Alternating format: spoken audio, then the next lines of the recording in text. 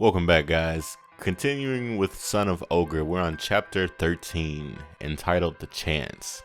Now, Baki still hasn't managed to defeat this praying mantis, so I'm assuming he's come up with a chance to defeat it. He was speaking about the Tanglang Quan in the last chapter, the last video.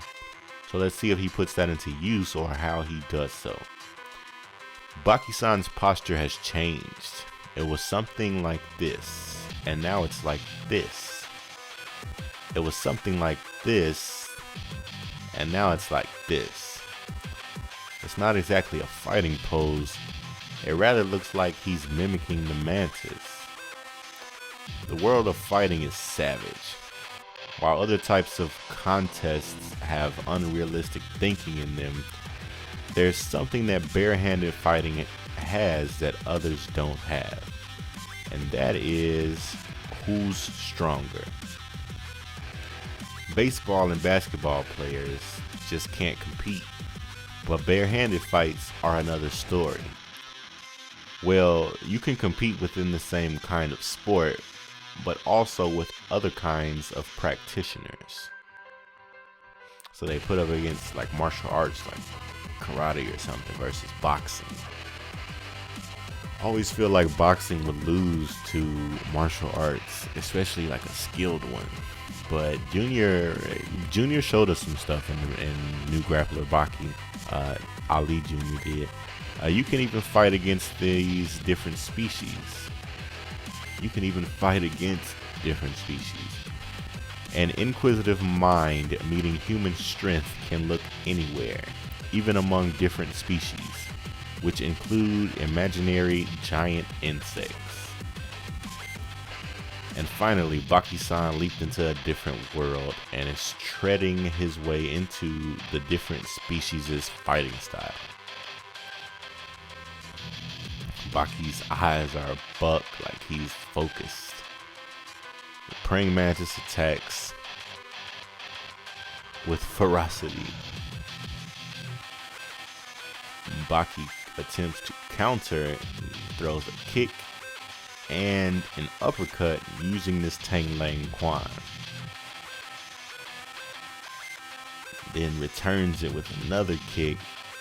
Wow, with what is this, the index toe sticking out. I feel like I'd break mine if I tried to kick somebody like that. But Baki uses this index toe, and he's using this, I'm assuming the point of Tanglang Quan is to reduce the surface area in which the attack like lands. So since this is the point of impact, all of that force connected to that toe coming from Baki's leg, through his foot, all the way to that toe is like minimalized to a very small point of impact, which should do more damage than it would if he was to kick him with his entire foot.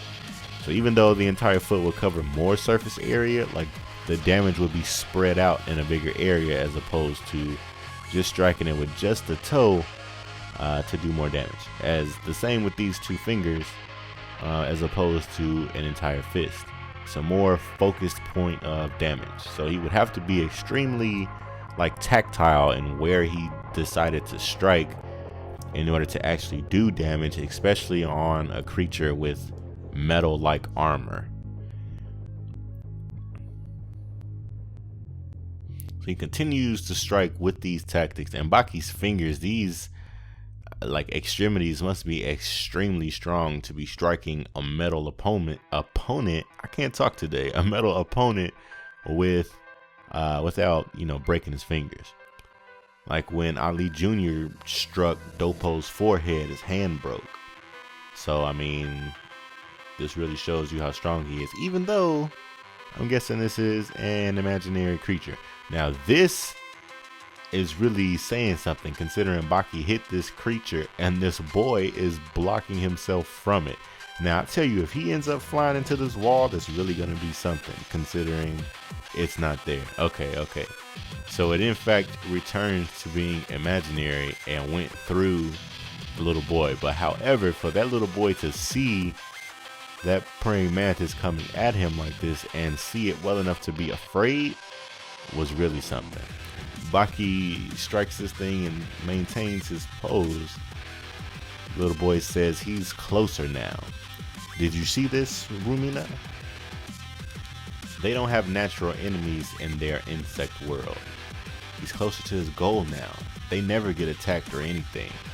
Strong at attacking, they don't have any defense or premonitions skills when it's down to that. Move aside, Rumina. Baki-san will win. Look at his finger. He's ready.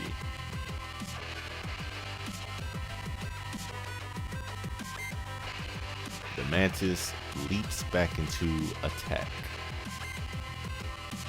Baki changes his fighting style. He leaps up with his right leg. Uh-oh. Super Saiyajin. What kind of move is that? Chapter 14. Even terms to predating.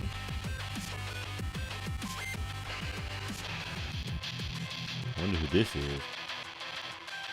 Has a cigar in his hand. If you know, leave a comment below. So Baki's coming back to the ground ever so gracefully and goes back to his praying mantis pose. Something's coming into sight. I used to think he was unbeatable and the best, a perfect fighting master. His appearance, this and that. What advantage do they grant? And his movements, I see it there. Baki's figured something out. He's figured out the purpose of this thing's structure. His certain weak point. I am accustomed now to this fight. My body responds the right way. He's headbutted this thing. And the ears, yep, well, I don't think this thing has ears, so I'm sure he struck it in the necessary spot. I wonder, how does this body work? He's managed to dodge this thing's strike this time. The body will teach me. Then hits it with a double stump. Baki-san is somehow different. His face is more on the edge. His movements aren't uncertain. That's farther than Mantis versus Mantis, but a very different something. Yes. It almost looks like bird versus insect. So Baki has switched from the praying mantis fighting style. Now he's a crane. So now it's crane versus praying mantis, or sparrow maybe, but to me this looks like a crane. But I guess since they referenced the sparrow earlier, maybe this is a sparrow. And it's put the praying mantis on edge. You see it leaning back. And the mantis, who used to be so ferocious, is mostly escaping now. Baki-san is getting even more composed. He was looking up, but now he's getting calmer. His glare is even and lowering. Rumina. Once you find his weak point, 100 kilos or the actual size, it's all the same. Right? The real one. Oh, here he is. That's funny. So since Baki figured out the opponent's attack pattern, or figured out how to defeat it, it went from being the 100 kilogram one back to the normal size one, and it was indifferent from the real one because it no longer had a chance to win. Just like the real one would have no chance against an actual human. So he tries to pick this thing up and it's still fighting. Yep, here. That's it. And Baki's fighting it with his fingers. Look at him, catch it, good. So now he's training this praying mantis because he's figured out its techniques. Incredible. Incredible. Just Baki's become a fighting genius, and they really just showed it with these past 6 chapters. perfect victory. Hey now. It's Baki-san's flawless victory. So this was an excellent flawless victory. I really like the way they showed him win this fight. I asked you guys, would Yujiro have won this fight, and how he would manage to do so. I don't think he would have gave this thing any type of mercy. He wouldn't have really, even if he learned from it, it wouldn't have been as heartwarming as this. Like, he would have learned from it just like he learned from Kaku, but he just kind of like learned from that and kept it going, just brushed it off. He didn't respect it at all. But this was awesome. Baki learned from it. He evolved from that fighting style and countered it, and then had no more use in the creature, but it's still alive. He didn't kill it. So he is definitely completely different from Yujiro, because Yujiro would have killed it because he had no more use for it. Leave a comment below about whether or not you agree with what I just said. Hit the thumbs up on this video if you're a fan of the Son of Ogre manga or the Baki mangas in general. Share with your fellow otaku. Please subscribe if you are already subscribed. Thank you very much. Please share with at least one friend. Let's try to continue to grow the community. Again, hit the thumbs up on this video, and as always, otaku for life.